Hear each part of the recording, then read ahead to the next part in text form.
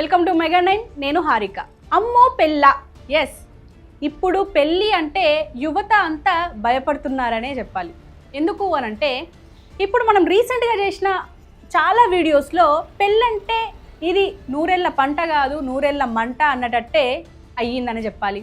ఎందుకు అనంటే మనం 2-3 సంవత్సరాలుగా తీసుకుంటే ఏదైతే మీర్పేట్ కావచ్చు, లేకపోతే మీరట్ బ్లూ డ్రమ్ కావచ్చు, లేకపోతే మేఘాలయ హనీమూన్ పీరియడ్ కావచ్చు, ఇట్లా చెప్పుకుంటూ పోతే రోజుకు ఒక 10 వెళ్ళేటట్టున్నాయి. బ్లూ డ్రమ్ గురించి మాట్లాడినాం, అదేవిధంగా టైల్స్ కాండ్ గురించి కూడా మాట్లాడినాం, అదేవిధంగా మీరట్ బ్లూ డ్రమ్ ఎట్లా మనకు కనిపించిందో, ఎంత దారుణంగా చంపినరో మనకు తెలిసిందే.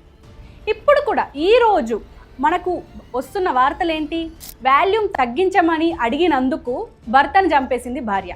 ఏ ఇష్యూ అయినా సరే, అది చిన్న ఇష్యూ అన్న కూడా చంపేసేటట్టు అయిపోయింది. చంపడం చావడం అనేది ఈజీ అయిపోయింది భార్య భర్తల మధ్యలో. అంటే దీనికి రీజన్స్ కూడా చూసుకున్నా కూడా ఫస్ట్ మనం రీజన్స్ చూడాలి. ఎందుకు ఇలా చంపుకుంటున్నారు, ఎందుకు ఇలా చంపబడుతున్నారు భర్తలు కావచ్చు, భార్యలు కావచ్చు. ఇక్కడ ఎవరిని మనము క్వశ్చన్ చేయలేము. అంటే భార్యలదే తప్పు, లేచింది మహిళా లోకం అని కూడా మనం చెప్పలేము.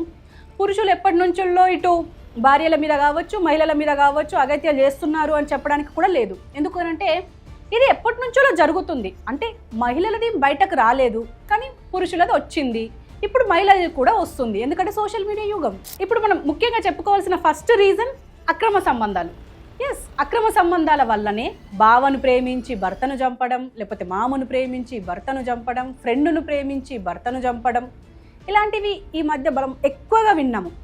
అదేవిధంగా భర్తలు కూడా మరదల మీద ఇష్టంతోనో, లేకపోతే పని మనిషి మీద ఇష్టంతోనో, లేకపోతే ఇంటి పక్క ఆంటీ మీద ఇష్టంతోనో, ఇట్లా జనరల్గా ఇవన్నీ జరుగుతూనే ఉన్నాయి.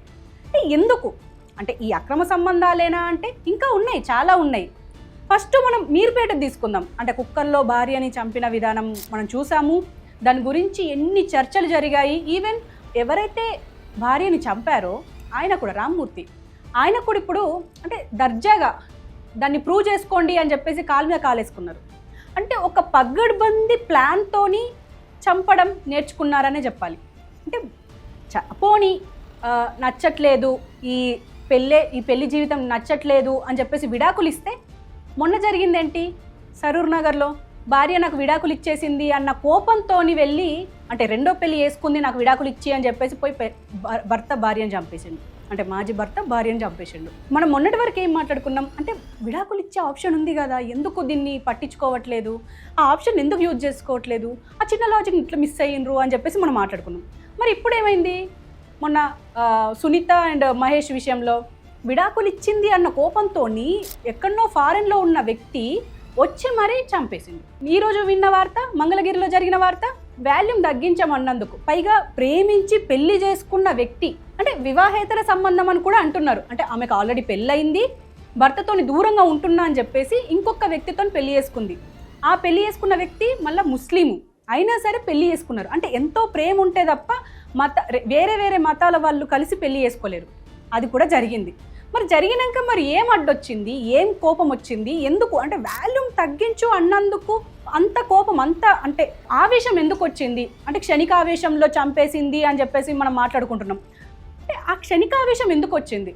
అంటే ఈజీగా వస్తుందా ఒక మనిషిని చంపేంత ఈజీగా కోపం వచ్చేస్తుందా అని ఇప్పుడు మనకు క్వశ్చన్ రేజ్ అవుతుంది. ఎందుకు అంటే అసలు వాళ్ళ మెంటల్ స్టెబిలిటీ ఎట్లుంది, అంటే వాళ్ళ సైకాలజీ ఎట్లా పనిచేస్తుంది అనేది కూడా మనం దీని మీద బాగా డిస్కస్ చేయాల్సిన అవసరం అయితే ఉంది. ఎందుకు అంటే పెళ్లి చేసుకున్న వాళ్ళ మధ్యలో వాళ్ళ కంపాటబిలిటీ ఎట్లుంది, అట్లనే వాళ్ళ బంధం ఎట్లుంది, వాళ్ళు ఎట్లా సర్వైవ్ అవుతున్నారు, అండ్ వాళ్ళ మధ్యలో వచ్చే చిన్న గొడవలు ఏంటి, ఆ గొడవల్ని ఎట్లా సాల్వ్ చేసుకుంటున్నారు, ఇవన్నింటికి సంబంధించి పెళ్లికి ముందే ఖచ్చితంగా ఒక కౌన్సిలింగ్ ఉండాలని అయితే ఇప్పుడు అనిపిస్తుంది. ఎందుకు అంటే అటు 7 తరాలు ఇటు 7 తరాలు పెళ్లి చూసి మరి పెళ్లి చేస్తున్నారు పెద్దవాళ్ళు, అయినా కూడా అవిట్లలో కూడా చంపడాలు జరుగుతున్నాయి.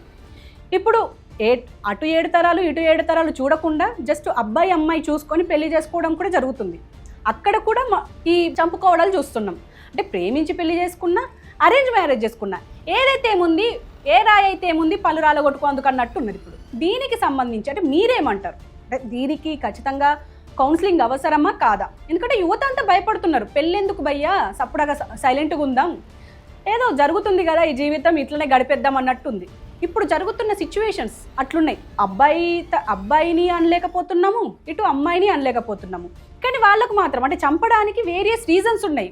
కానీ అక్కడ ఆ క్షణంలో ఏం జరిగింది అనేది మాత్రమే మనం చూస్తున్నాం. అంటే క్షణికావేశంలో చంపేసింది, వాల్యూమ్ తగ్గించమని చంపేసింది, లేకపోతే వేరే ఓల్డ్ బాయ్ ఫ్రెండ్ వచ్చింది కాబట్టి భర్తను చంపేసింది, ఇలాంటివే చూస్తున్నాం. అసలు వాళ్ళ మెంటల్ స్టెబిలిటీ, వాళ్ళ సైకాలజీ ఎలా ఉంది అనేది పెళ్లికి ముందే చూడాల్సిన పరిస్థితి అయితే ఇప్పుడు దేశంలోనే కాదు ప్రపంచవ్యాప్తంగా ఉందనే చెప్పుకోవాలి. సో మీరేమంటారు?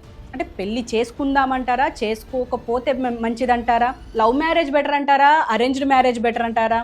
ఎందుకంటే చేసుకున్న సావే, చేసుకోకపోయినా సావే అని చెప్పేసి ఇప్పుడు ఈ మధ్య సోషల్ మీడియాలో బాగా వైరల్ అవుతుంది. ఎందుకు అని అంటే పెళ్లి చేసుకోవట్లేదని చెప్పేసి తల్లిదండ్రులు కొడుకుని చంపేసిండ్రు అని చెప్పేసి ఈ మధ్య ఒక వార్త విన్నా. అంటే ఇలాంటివి కూడా ఉన్నాయి. అసలు ఏం జరుగుతుంది, అసలు పెళ్లి మీద మీ ఒపీనియన్ ఏందనేది ఒక్కసారి మీరు కూడా కమెంట్ చేయండి.